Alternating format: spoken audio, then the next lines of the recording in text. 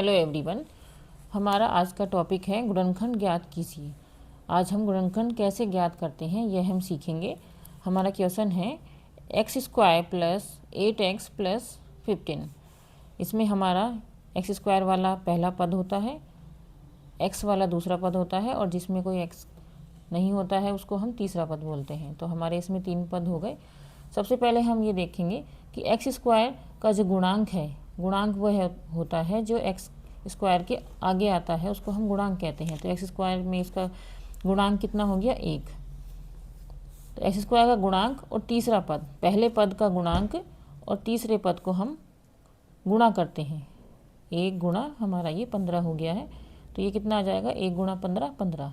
तो हमारी संख्या ये 15 आ गई है। इसके बाद हम देखते हैं दूसरे पद में क्या है 8x। 8x जो हमारा मतलब x का जो गुणांक है वो 8 है। तो हम यहाँ पर x का जो गुणांक है वो इधर लिख देते हैं।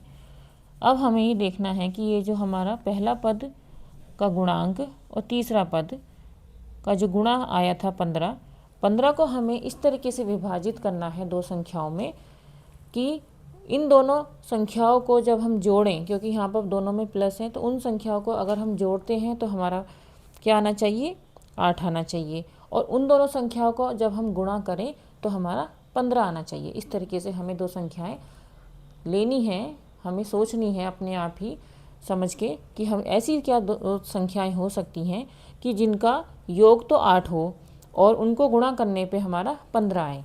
तो ऐसी दो संख्याएं हैं 5 और 3। जैसे हम अगर 5 को हम 3 से गुणा करेंगे तो 5 तिया 15, तो ये हमारा 15 जाएगा। और 5 को हम 3 से जब हम जोड़ेंगे, 5 को अगर हम 3 में हमने जोड़ा तो हमारा 5 और 3 मिलके 8 हो जाता है। तो इस तरीके से हमारा ये 8 आ चुका है 5 और 3 को जोड़ने पर। अब यहाँ पर क्या है दूसरे पद में 8x है, तो इसलिए हम 5 में भी x लगा देते हैं और 3 में भी x लगा देते हैं। तो ये हमारा 8x हो गया। 5x प्लस 3x बराबर 8x हो गया है। ठीक है, हमारा दूसरा पद 8x है, इसलिए हमने दोनों संख्याओं में x लगा के हम 8x को 5x प्लस 3x लिख सकते हैं। अब हम क्वेश्चन की तरफ चलते हैं। तो इस क्वेश्चन में हमारा पहला पद था, उसको हम एज इट इज जैसा का जैसा उतार देते हैं। अब हमारा ये 8x था, इस 8x का हमने विभाजित करके हमारा क्या संख्याएं, दो संख्याएं जो बन चुकी हैं वह हैं 5x प्लस 3x। तो हम 8x को क्या लिख देते हैं 5x प्लस 3x। 8x को हमने ऐसे लिखा है। हमारा तीसरा पद ऐसा का ऐसा हम इसको उतार देंगे, तो ये हमारा ये पद बन जाएंगे।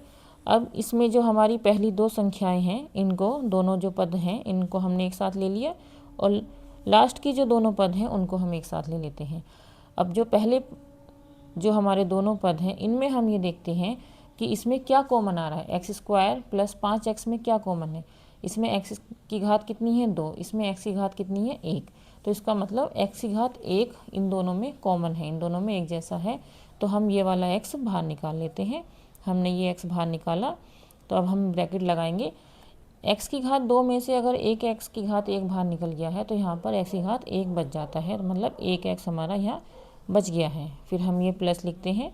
इसके बाद हमारा ये x ये बाहर निकल गया है, तो हमारा यहाँ पर क्या बचा है 5। ये हमारा इधर 5 बचा है, मतलब x की घात 2 प्लस 5x हमारा x गुणा x प्लस 5 हो गया है। उसके बाद हम इन दोनों पदों पे चलते हैं, ये प्लस को प्लस उतार लेते हैं। इसके बाद जो हमारी संख्या में पहले जो ब्रैकेट था, पहली संख्या में पहले पद जो था उसमें ब्रैकेट जो था x प्लस 5, इसको ऐसा का ऐसा हम आगे हम इस तरीके से लिख देंगे, क्योंकि ये इजी रहता है, हमें आगे से एकदम से सॉल्व करने के लिए ज़्यादा हमें सोचना नहीं पड़ता है। इसको हम यहाँ लिख देंगे।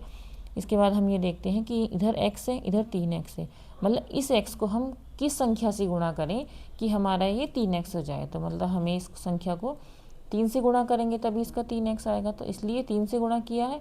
लेकिन हमें इसको जैसा बनाना है तो हम यहाँ पे इधर मतलब 3 को हम बाहर लिख देते हैं।